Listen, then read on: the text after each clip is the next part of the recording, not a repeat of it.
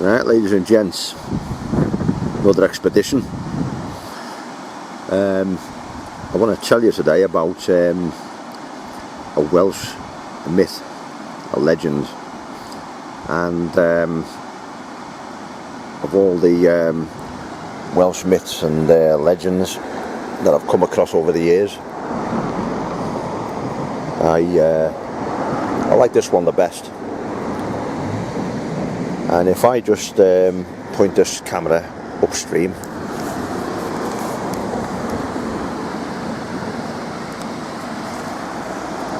this is the Afon Conwy, River Conwy to some people, but Afon Conwy, and low water at the moment. Sometimes the water's as high as those rocks there. It looks quite placid today, but if I cross the road, don't get myself run over, you'll see that the river here widens out into a big pool, and there's some nice ledges there, and it's actually become a fish surface there. It's actually become known in more later years as a place for wild swimming. It's not the best vantage points, this. It's quite a busy road. This is the Betws y Coed to Llanberis road. It's a main road, it's quite busy, and this bridge is a bit of a pinch point as well.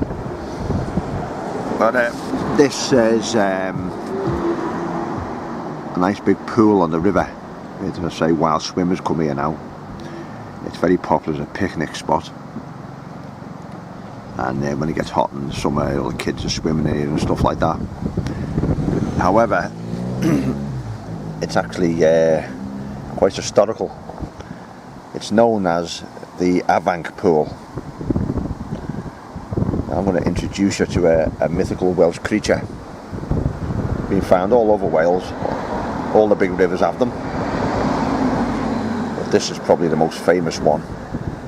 And the Afanc was a mythical creature that lived in these deep pools and generally caused mayhem and mischief, depending on which plenty of fish jumping here, depending on which version you care to read upon. And there are several versions of this myth. These creatures come in all different shapes and sizes. There's even a claim in the Welsh etymology of the word that it can also mean a dwarf. That's got Irish roots, that. The Irish word, very, very similar, written with a BH in it for the Irish V.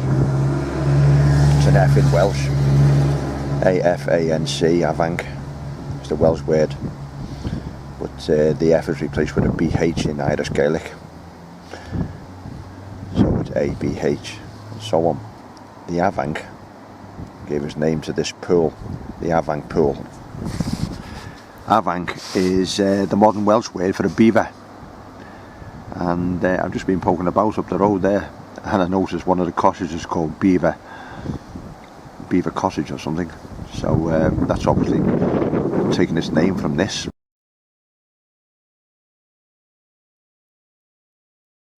But the Afanc was, as I say, a mythical creature that lurked in these deep pools, drowning people and eating fair maidens and eating livestock and thrashing about and causing floods and all sorts of things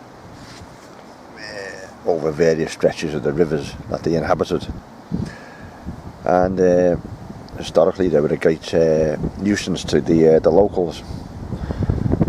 As I say, this is the most famous one, and I'm going to be out and about today. I'm going up to the hills in a bit, because the locals, according to one version, had had enough of this creature in here, and they decided to do something about it, and they would dump this creature in a deep lake where he couldn't get out of, and therefore cause no one any more distress and inconvenience.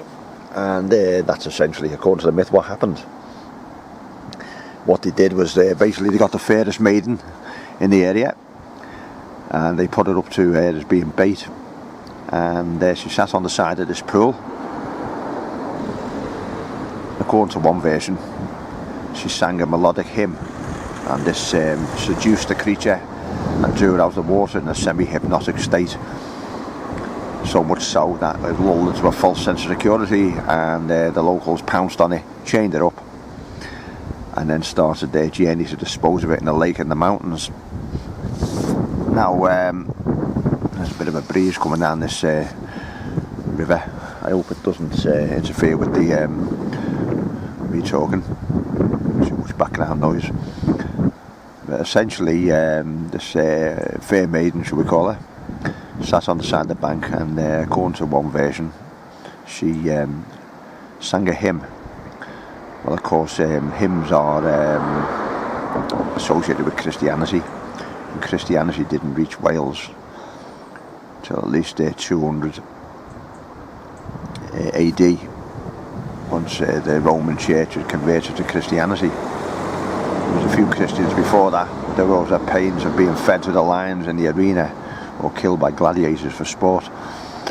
So that version is obviously a modification, because this story is actually thousands and thousands of years old. Probably 3, 4, even 5,000 BC. But anyway, this fair maiden sang a hymn. The creature came up to her, went off dozy listening to melodic tones, and as I say, the locals pounced and chained it up. It fought, but it couldn't get break free of the chains. They manhandled it onto this cart, so it couldn't have been a particularly big creature. And the team of oxen set off, and they decided, for one version, to take it to a lake, a deep lake called Glass Lynn, just under the summit of Snowdon. And of course that doesn't add up, because you can just about walk up there. You certainly couldn't get a horse and cart up there, or an ox and cart. Impossible. So as the story goes, the team of oxen quite literally took it to the waterside, and they tipped it in, freed it, and it there forever stayed, not being able to cause anyone any trouble, not being able to escape the pool. That's the basics of it. That's one version. A bit later, I'm going to go to a pool up at the top of the Llanberis Pass, under Snowdon, with as they call it now, and I'm going to get a vantage point, and I'm going to show you how awkward that would have been to take this creature up into such a high lake. That said, I'm going to be above another lake myself, a lake called Llyn Cwmffynnon. Now, Llyn Cwmffynnon is only about a 15-minute, 20-minute walk uphill from the top of the Llanberis Pass, a place called Penna Pass. I want to go and look the lake over anyway for fishing, but in the future maybe a wild camp. But it's advantageous because it's midway, if you like, between the summit of Wyddfa and the summit of another hill called Moel Siabod. Moel Siabod's actually my favourite mountain in North Wales. And the reason I mention Moel Siabod is because that also is being added into the story. A bit ludicrous, but as I'll mention later, there's a lake up on Moel Siabod which you won't be able to see from where I'll be, and it's called today Llyn y Foel, the lake of the Moel. And Moel, as I'll probably mention again later, is a bald hill.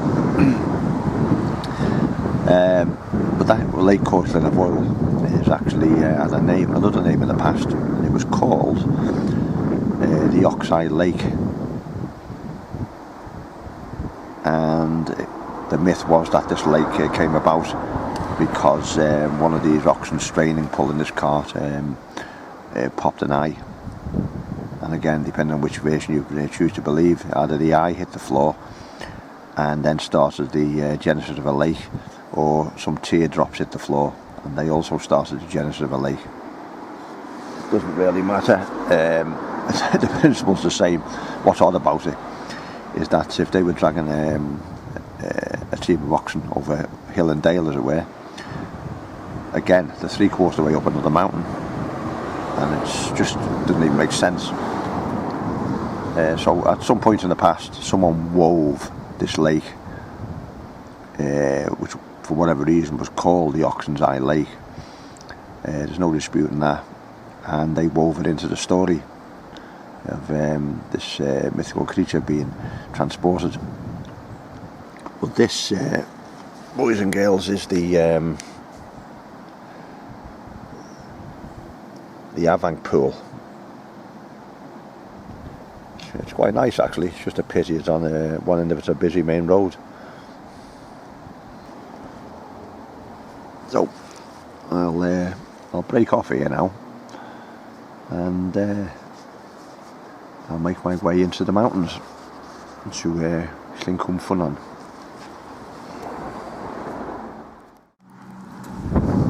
I've just arrived at the top of this Llanberis Pass, place here called Pass. Next door to the car park over there, youth hostel there, and it's a start point for several of the paths up to the summit of Wyddfa.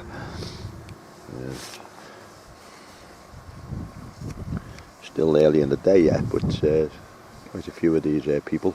Fortunately for me, I'm going up this hill here. Almost 99% of people gravitate to those paths over there. People there. That path goes all the way up there. I'll zoom up, heading up towards the summit of Wyddfa. The track's all split up there. There's another group of people there.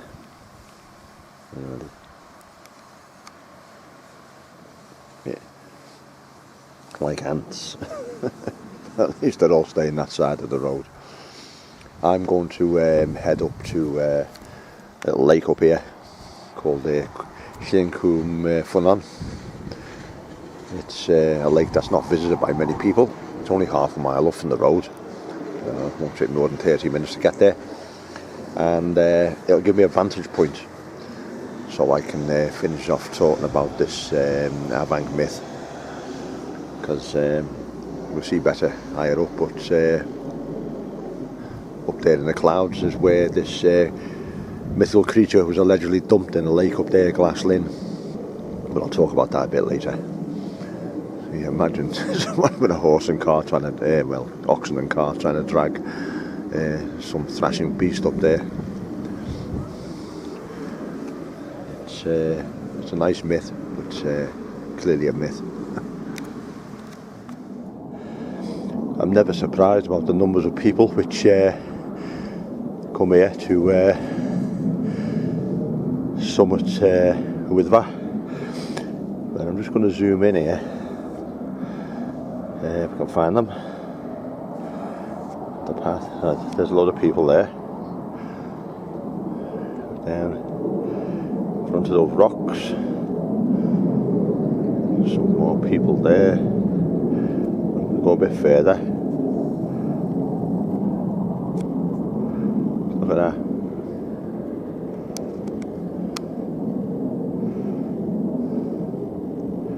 Sorry about the shakiness, it's almost full zoom and magnification.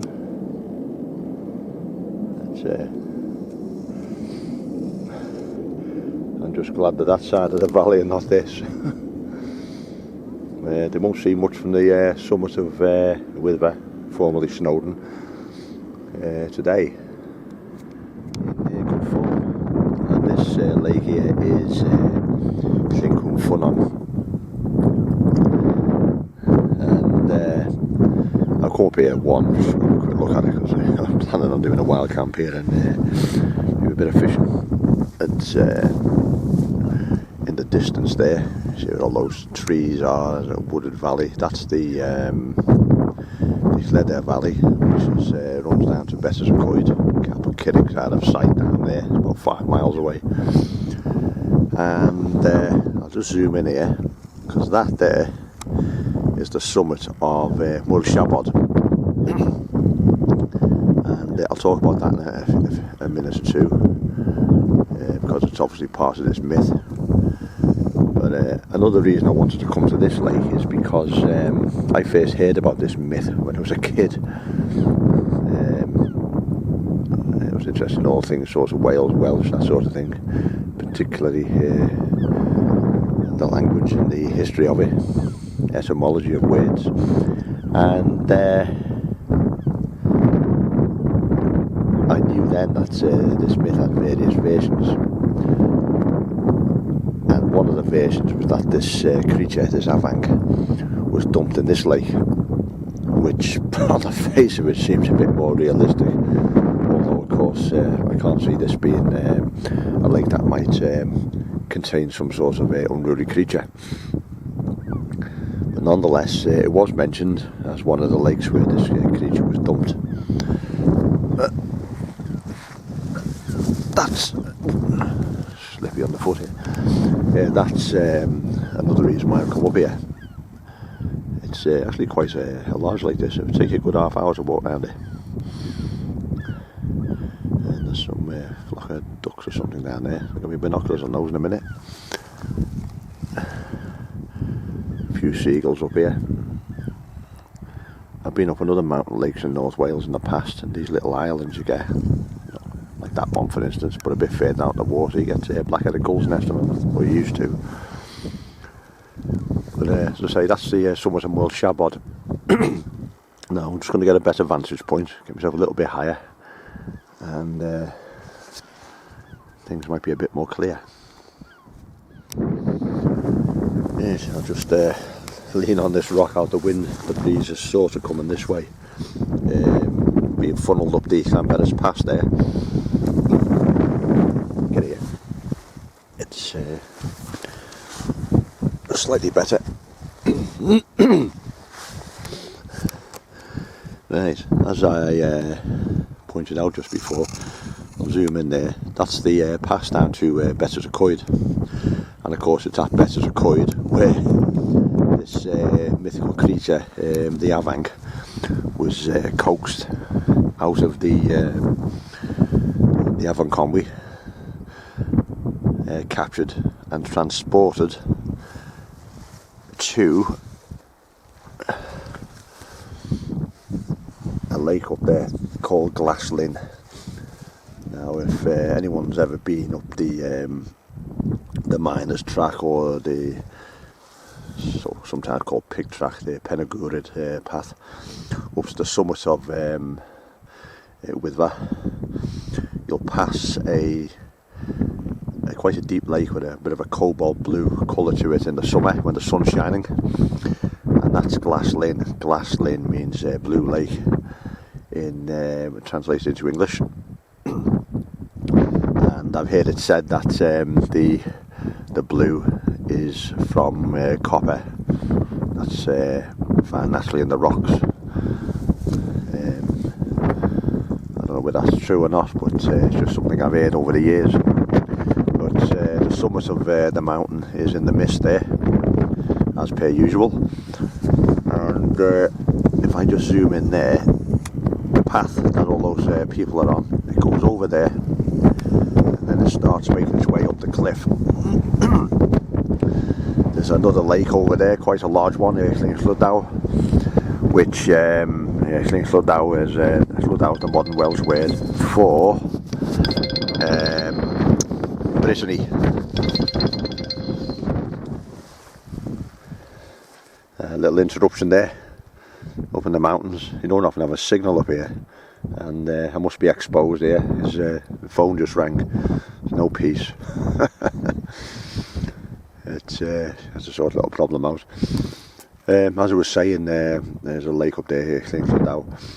But above that is Glaslyn. It's about 2/3, maybe 3/4 of the way up to the summit. As you can see, that path over there, all the people have been walking up, that's quite a modern affair. There's always been paths up there. One's called the miners track, because people went up there and they were mining materials out of the rocks up there. A bit of quarrying went on further over that way, where the Watcombe path to the summit is. So there's always been some sort of activity going on here, right back to the Neolithic. It's where my farming started, really. So we're going back quite some thousands of years. And there's copper mines in Britain that are 4,000 years old, so that's 2000 BC. And they were digging all that out with their deer antlers. They obviously thought it was worthwhile. But that lake's up there, as you can see from that terrain. There's no way, I know it's a myth. And all myths have an element of truth in them. And it's just elaborated on and built on and warped over time. But no way was a cart with anything on getting carted up there, where it was pulled by horses, oxen or anything else. And that brings me back to Mull Shabod there. Doesn't look particularly imposing from this angle. Back on the wind here. Yeah, so it doesn't look particularly imposing from this angle. It's actually far more attractive from the other side, looking this way. But Mull Shabod features in the myth because, get out this wind.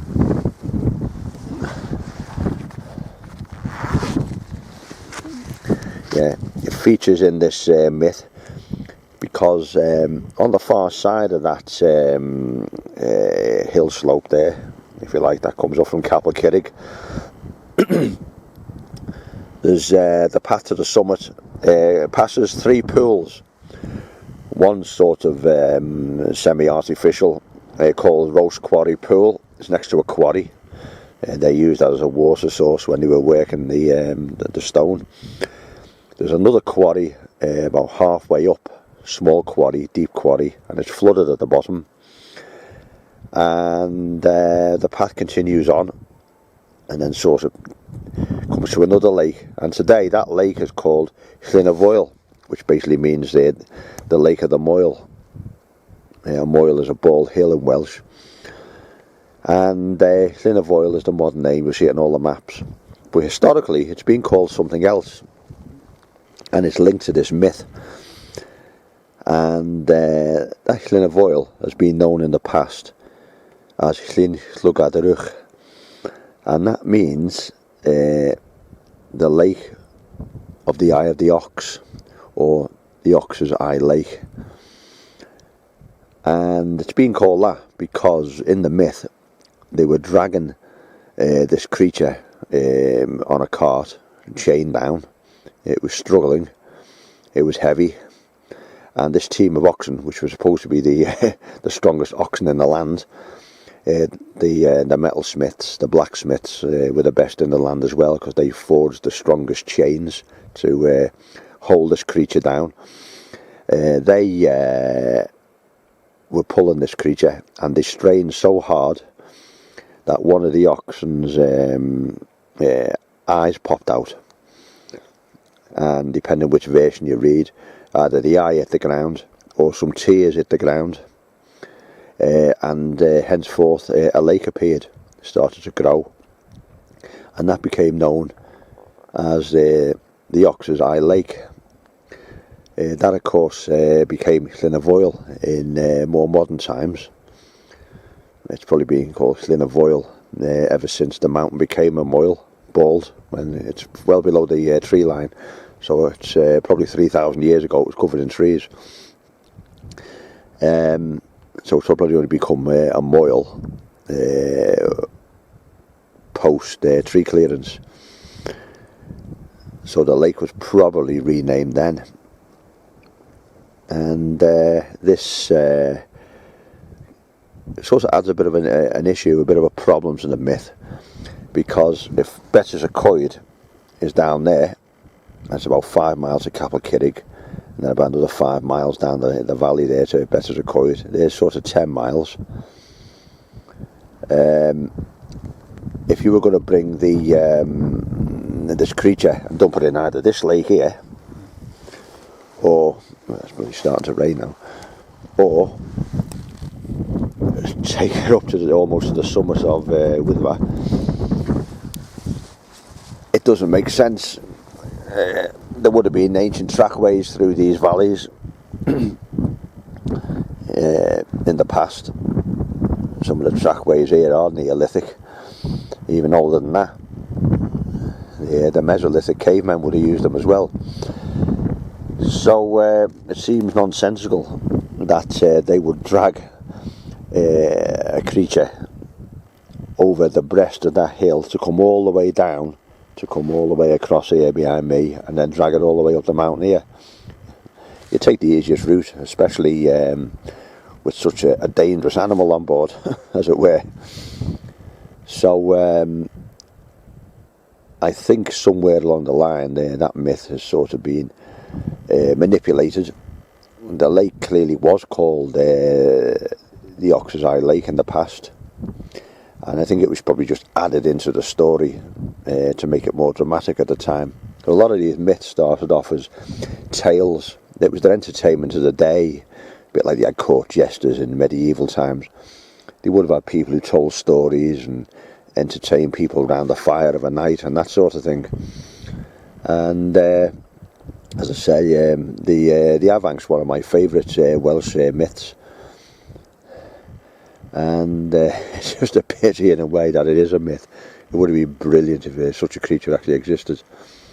But it all started off with a troublesome creature in what's known as the Afon Pool on the river Conwy, the Afon Conwy. And I thought I'd come up here today just to get the vantage and show everyone the geography of it all. Anyway, the rain's coming down now. Typical. No shelter up here either. So that, ladies and gents, is the story of the Afanc, the Afon Conwy Afanc, because there are other Afancs, afancod, around Wales. Every major river seems to have had its mythical Afanc causing trouble. But of course, somewhere over time, this has all sort of faded away and become the modern word for a beaver. If you do any reading up on this, a bit of extra research, if you look at the etymology of the word, it's quite interesting, because a lot of stuff's just repeated blindly. People just look stuff up and he or she said that, and they just repeat it. They don't actually check anything out. And if you look at the etymology of Afanc, it's a very, very old word historically. It goes right back to Iran and Iraq, and the cradle of civilization, as it were. You got Proto-Brythonic.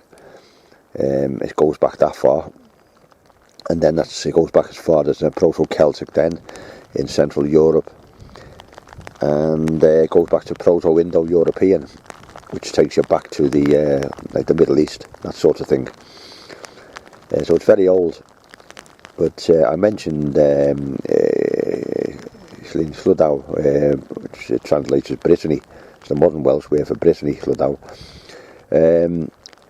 If you look it up, you'll find that Afanc is the modern Breton word for a beaver, and it's spelt with a K, different alphabet, of course. And the further you go back, the stronger the relationship with water it becomes. And you can see this evolution of the word over many, many centuries. As I say, ladies and gents, that's my little take on the mystery of the Afanc. Thanks for watching.